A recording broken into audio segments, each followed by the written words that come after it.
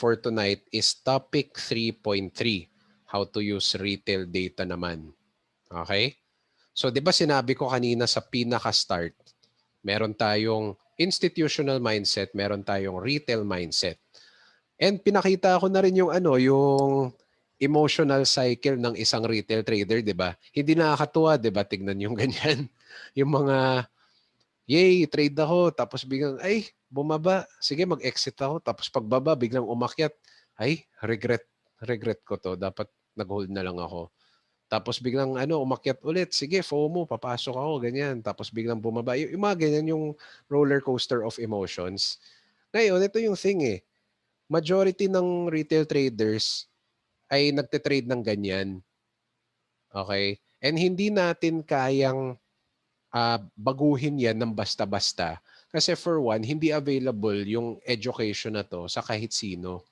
So isipin mo, yung forex market ay siguro millions ng mga yun eh, mga retail traders eh. Galing sa US, galing sa UK, galing sa India, galing sa kung saan-saan sa mundo. Tapos tayo, ilan lang tayo sa TMT or ilan lang tayo sa TAT for that matter. Parang 100 students lang tayo sa TAT compared sa ilang million na tao or ilang million na retail trader sa market na nagte-trade ng ganyan. So isipin mo, out of millions of retail traders, ilan lang yung nakakaalam kung paano mag-trade talaga. 'Di ba? So hindi basta-basta mawawala yung mga retail traders na nagte-trade based on emotions.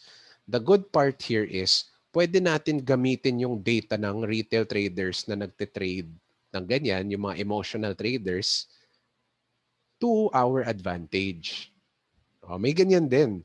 So instead of institutional data, pwede rin tayo tumingin sa retail data. Okay, paano yan? First, we have to learn the concept of going against the crowd or tinatawag natin contrarian trading. Okay? So, fina-follow kasi natin yung concept na 80% to 90% of retail traders lose money. Okay?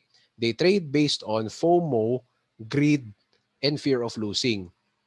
Okay? So, nakita mo naman yun kanina sa, dun sa, ano tawag dyan, yung cycle, yung emotional cycle ng isang trader. Nakikita mo naman yan eh. 'Di ba? So, yung emotional cycle na yan, nagko-combine ng FOMO, ng greed, ng fear at nilalagay sa personality ng trader, ng isang typical retail trader. Okay? And isa din, bakit nga ba pumapasok yung mga retail traders? Kasi usually, meron silang easy money mindset. Yung mga tipong, siguro dahil din sa ah, sa current trading education natin, usually tinuturuan, uy, meron akong magic indicator, meron akong holy grail na strategy, ganyan. Meron akong pag ginaya mo tong strategy na to, for sure, milyonaryo ka, yung mga ganyan. Alam naman natin, wala talagang ganyan. Forex is a skill that you need to practice. Pero hindi naman lahat ng tao pumapasok sa TMT, di ba? Pupunta naman sila sa iba, like yung mga ibang, may mga ibang brokers dyan na nagbibigay ng education that will promise millions doon sa quote and unquote holy grail strategy nila. And dahil dyan, yung mga typical retail traders ay nagkakaroon ng easy money mindset. Okay? I think yung mga 100% strategy, mga ganyan. 1 million in 1 month, yung mga ganyan. So, syempre, sino bang ayaw sa pera, di ba? So, yung gagawin nila, easy money, pagpasok nila, follow ng follow blindly, and then parang nagsusugal na rin sila. Okay? So, tayo naman, ayaw natin silang gayahin for very obvious reasons. Ayan. So, yun, short-term mindset kasi yung mga promises talaga ng mga ibang broker or school ay parang pag sinundan mo to, 1 million in 1 month, yung ganyan. Oh. I mean, possible naman magkaroon ng 1 million in 1 month sa Forex, pero kailangan mo muna dumaan sa sobrang matinding pag-aaral. Okay? And hindi pa nila sinasabi kung magkano yung capital na kailangan mo para makakuha din yan. Okay? So yun, we do not want to have the short-term mindset like typical retail traders. And syempre, lastly, yung crowd usually hindi nila alam yung ginagawa nila. Okay? Yung usually marinig mo, bakit ka pumasok dito sa Euro USD? O sinabi ng stochastic, sinabi ng RSI eh. Ayun. Okay, ano yung basis mo diyan? Ano yung sinabi ng economics? Ano yung risk on ba yan? Ano yung sinabi ng experts? Usually sasabihin sa akin, ano yung mga yun? 'Di ba? Unlike sa TMT, doon sa mate formula, meron tayong basis. Bakit tayo nag-Euro USD ng buy? Kasi yung trend niya paakyat. Okay? Nag-bounce ng isang matinding support level. Ganyan.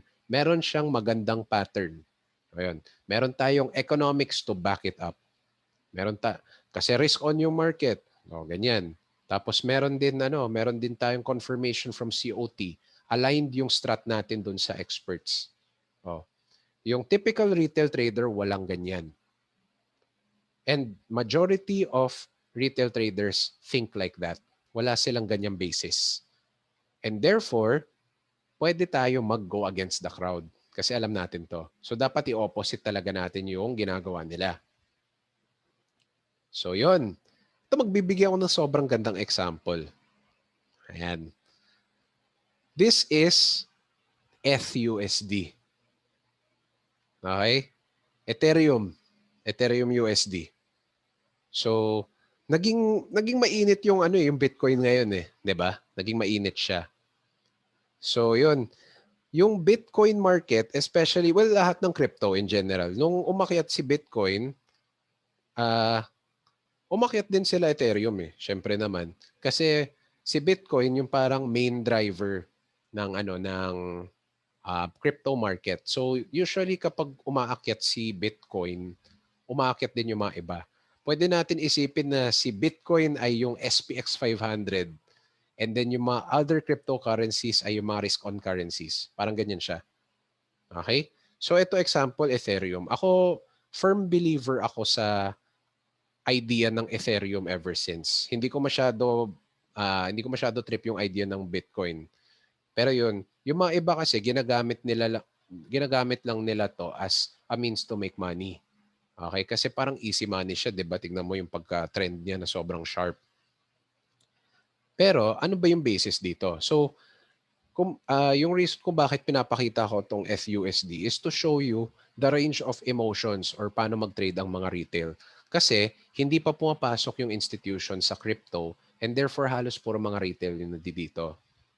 So makikita mo talaga yung raw emotion ng mga retail traders dito. So ano nangyari? Pakita ko. I think alam nyo rin si Elon Musk, parati nagtitweet.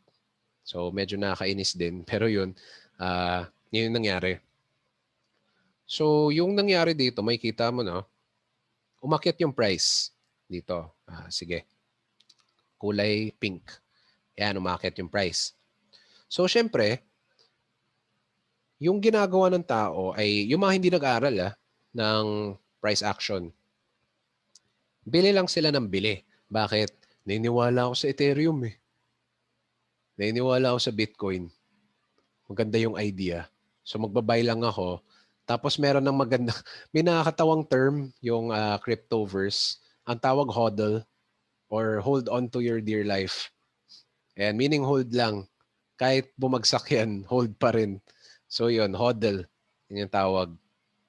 So yan, ako natawa kung narinig ko yun. Pero yun. So, nung paakyat ng paakyat, yan, bili ng bili. May mga bumili pa dito. Okay, so okay pa yan kasi maliit lang yung retracement eh. So, nag-stop siya dito. Yan. So, paakyat siya ng paakyat. Notice na habang umakyat siya, wala talaga siyang retracement. Okay? Bakit? Kasi madaming na-hype. Kasi bago lang yung Ethereum tsaka Bitcoin eh. So therefore, madaming willing to buy Ethereum at higher prices. Kasi, quote and unquote, nainiwala sila. Okay? So nandito yung greed. Okay? At this part, andito na ang combo ng FOMO, fear of missing out, kasi gusto nilang masunod yung trend, and greed. Syempre, May FOMO kapag greedy ka. Ayan, gusto mo rin makisama sa ano eh, sa hype eh. Gusto mo rin mag-profit. So yun, taas ng taas, taas ng taas, taas ng taas, boom. May mga nag-buy pa rin dito sa peak. Kasi, quote and quote, again, naniniwala sila sa Bitcoin, sa Ethereum in this case. Yan. May mga nag-buy pa dito sa pinaka-peak. Okay? Kasi sa utak nila, aakyat pa yan. Okay? Pero maging suspicious ka na eh. Hindi nag-retrace. Dapat nagre-retrace yan para sabihin natin healthy trend. Okay? So, the steeper the hype, the more magre-retrace yan. So, most likely sa candle na to, etong candle na to, I think yan yung time na nag-let go sila Elon Musk ng position ng mga Bitcoin or parang nag-tweet siya na parang hindi naman to okay. Yung ganyan, bumaba. Okay, and then may mga gap dito. So, nung nag-tweet siya, madami nag-panic naman. Kasi sa utak nila, uy, si Elon Musk, ba-blindly follow ko siya kasi, ano siya eh, astig siya eh. Yung ganyan. So, nung nag-tweet siya, ayan, bumaba to. 'Di ba? Eh, hindi naman tumigil dito eh. Kasi nagte-tweet pa siya, ayan dito, bumaba pa lalo. And then nung bumaba pa, as in, hindi pa kompleto yung mga candle na to nung may nakita silang maliit na candle pa lang, lahat nag-sell off na kasi nag-panic sell yung mga tao. So itong malaking candle na to, panic sell yan. Okay? And isama mo pa yung sinabi ni China na magka-crackdown sila sa cryptocurrency. So panic sell lahat to. Okay? Ngayon, kapag hindi ka talaga nag-aral ng financial markets, hindi mo magigets actually dapat nagpo-pullback to. Tapos, kunyari, mag-mate formula tayo. Alam natin na matinding support area to, di ba? Ito rin. So, it only makes sense na kung bumagsak tong si Ethereum na to, sasalo yun dito. Okay? Kung hindi sumalo dito, dito. Okay? Ganyan gumalaw. Eh, naka-uptrend pa rin naman. So, malaki yung chances na bullish siya. Okay? Eh, umabot nga dito. Tama nga, umabot nga sa support level na to. So, madaming umiyak. Ako lang yung natutuwa kasi bumili ako dito. Ayan, nag-hoard na ako ng unting Ethereum dito. Ayan. So, for me, healthy pullback to. Kahit sobrang laki. Kasi nangyayari naman talaga yan. Hindi to unusual sa market. And especially bago. Hindi natin pwede expect na paakyat ng forever eh. Yan. So, as you can see, kapag retail ka, most likely, give in ka sa FOMO and greed. And then kapag nandito ka na sa peak and then bumabato na onte, panic naman. Pero kung institutional mindset ka, alam mong pwede bumili dito. Kasi matinding level yan. Okay? So, example lang to kung paano mag-isip ang isang retail trader so that we don't follow what they do. Yan. So, yun. Para may idea lang kayo, ito nangyari sa Ethereum ko. Ayan. Bumili ako ng Ethereum tsaka Bitcoin. Kanina lang to, umakyat to ng 55% yung position ko. I think naglagay lang ata ako ng mga 10K lang ata. Pero ngayon parang 50% na. Naglalaro lang ako nito. Ayan, so ang important dito is we go against the crowd. So madaming gustong bumili, ayoko bumili. Ayun. Madaming gusto mag-sell, sige ready ako bumili. Parang ganyan. So yun, we will use actual data naman sa pag-trade ng Forex. Yan. So more about the concept of going against the crowd. Whatever majority of retail traders do the opposite. So if they trade based on emotions, tayo Trade based on fundamentals and logic. So meron na tayo yan sa beat formula. Short-term mindset. So sila short-term mindset sa mga smaller time frames, tayo nasa H1 above tayo. Easy money mindset sila, huwag tayo easy money mindset. Sustainability mindset tayo. Consistency mindset. Ngayon, mahilig sila mag-trade ng breakout tsaka mga hype. Huwag tayo mag-trade ng breakout. Pullback trading tayo. Kasi yan yung buy low and sell high na concept. Lower time frame sila, higher time frame tayo. Okay? So whenever they buy, we sell. Whenever they sell, we buy. Okay? Pero syempre, kapag magba-buy and sell tayo, kailangan with good analysis of beat and syempre, mate. So how to go against the crowd? Ito yung interesting. Meron akong dalawang sources. Isasama ko rin to sa Experts Vault pag lumabas na yung PDF na yan. Use data on clients provided by brokers. So ano yung mga to?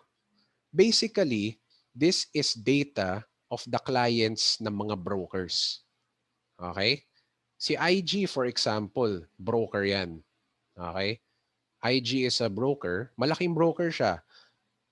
Okay? Malaking broker siya. So, yung ginagawa ni IG is pinapakita niya kung ano yung ginagawa or kung nagbabuy and sell or nagbabuy or sell ba ang mga kliyente nun. Okay? So coach, isang broker lang naman yan eh. Paano natin malalaman kung anong ginagawa ng lahat ng retail traders sa buong mundo kapag isang broker lang yung tinitignan natin? Kasi, isipin mo lang to, nagsa-sample size tayo. So parang statistics siya. Okay, di ba sa statistics, gumagamit tayo ng sample size and from that sample size, gumagawa tayo ng parang conclusion. Okay? So just think about it this way. 90% of traders sa may industry ay natatalo.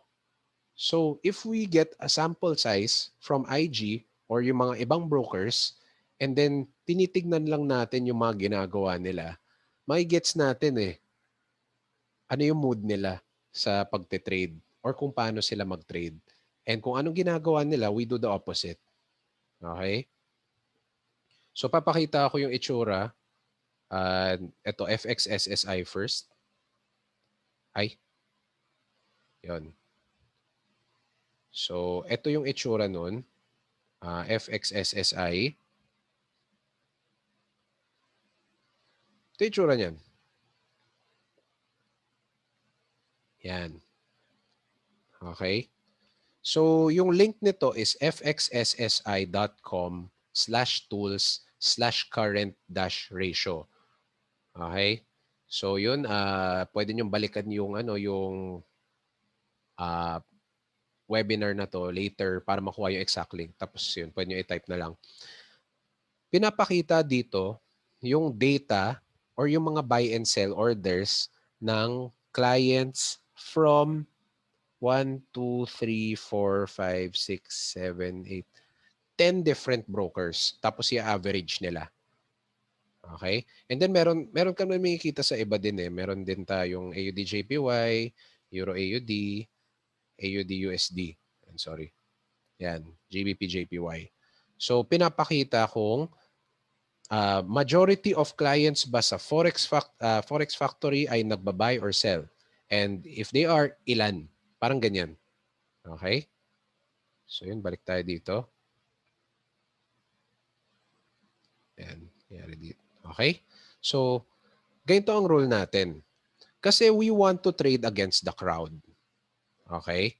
So, ang nangyari is titignan natin yung average dito sa, let's say itong Euro-USD. Titignan natin yung average data ng lahat ng 10 brokers na to. Okay? So, average is down here. Yan. So, paano natin interpret to?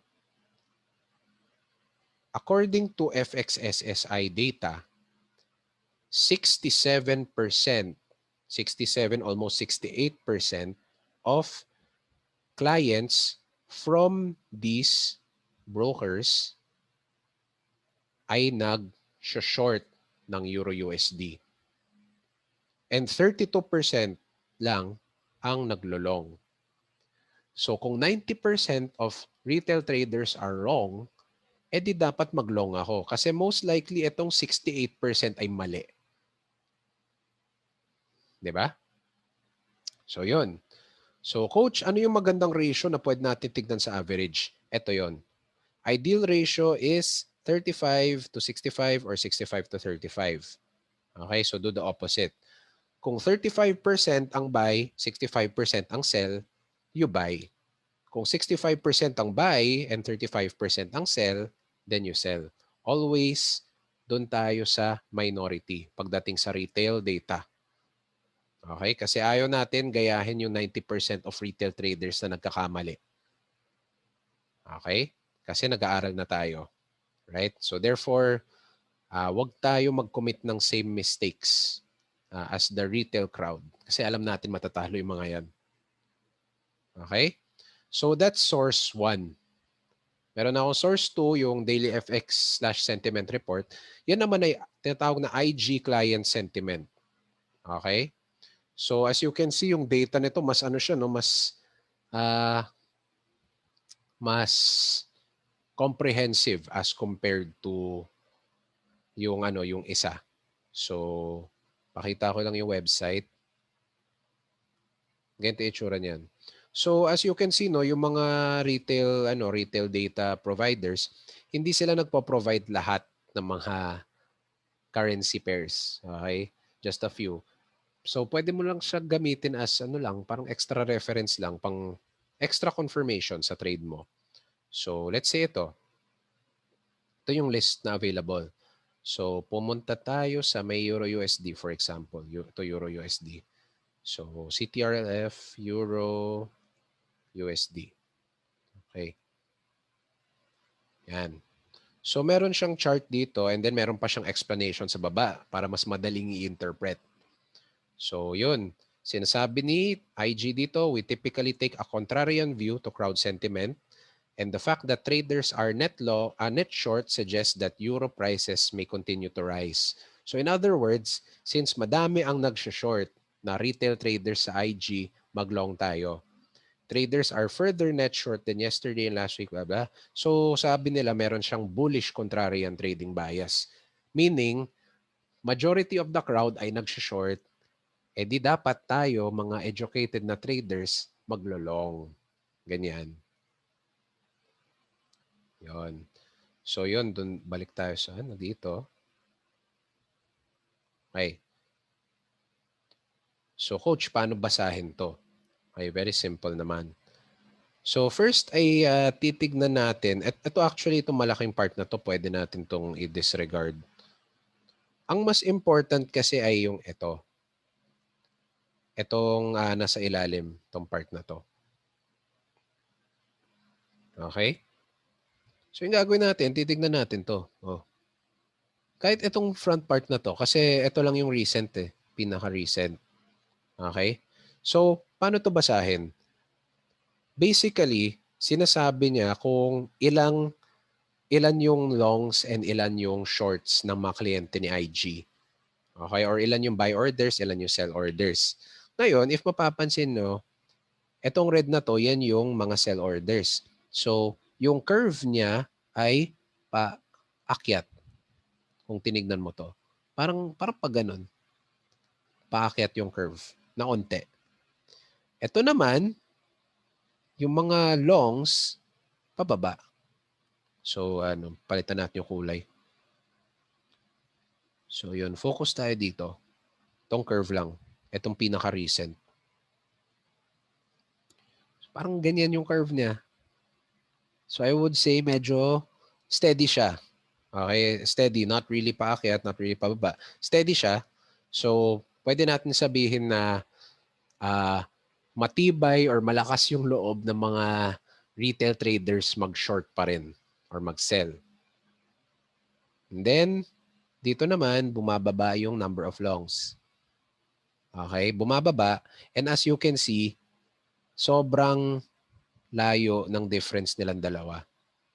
Okay? That means, onti lang ng IG clients ay naglo-long. And bababa pa yan. Kasi yung curve niya medyo pababa. and mukhang madami ang nag-short. Okay? So, ang interpretation natin dyan ay, since madaming nag-short as compared to yung naglalong, edi dapat mag-short din, mag-long tayo. Kasi we are contrarian. Okay? So, ganyan mag-interpret ng IG client sentiment. O, Coach, kailan ko to gagamitin? Ito personally, dito ko ginagamit. Yan. So my trade style is opposite the trade style of the retail crowd. I trade against the retail crowd. So yung ginagawa ko din, before I enter, so yun, bago ako mag-enter ng isang trade, for example, gusto ko mag-enter ng Euro USD, ginawa ko na yung beat framework. Okay? Nag-mate formula na ako. Alam ko na yung area of value. Natamaan na niya yung isang support. Okay? Gusto ko mag-buy. So before I buy, yung gagawin ko ay titignan ko muna si retail client data. Check ko muna si FX, SSI, and IG. Tapos titignan ko, okay, ano yung ginagawa ng crowd? Majority ba ng crowd ay nag-buy or nagsisell? Kung majority ng crowd ay nagsisell, edi itutuloy ko yung pagbabay ko ng Euro USD. Kung hindi ko rin ibabahiyan. Okay? Let's say for example, no, according to yung FX SSI, 50-50 yung mga nagbabuy or nagsisell. Hindi rin ako magte-trade yan muna. Mag-aantay ako. Okay? Kasi that means, for me personally, that means hindi pa siya, yung Euro USD ay hindi pa siya tumama talaga sa spot na gusto ko for entry. Okay? Ngayon, pansin mo rin na wala naman lahat ng currency pairs sa FX, SSI, and IG. So, gamitin mo na lang kung ano meron. Okay? Pang-confirmation, extra confirmation lang naman siya. Okay? Hindi naman siya required. Pero for me, very useful siya. Extra confirmation. So yun, usually ginagamit ko siya before the T or before the trigger entry. So let's say may nakita na akong tumama na siya sa support, check ko yan, and then mag-aantay ako ng candlestick pattern. Okay? So sa weekdays na to. So yun, sometimes check ko rin sa weekends, nag-glance lang ako.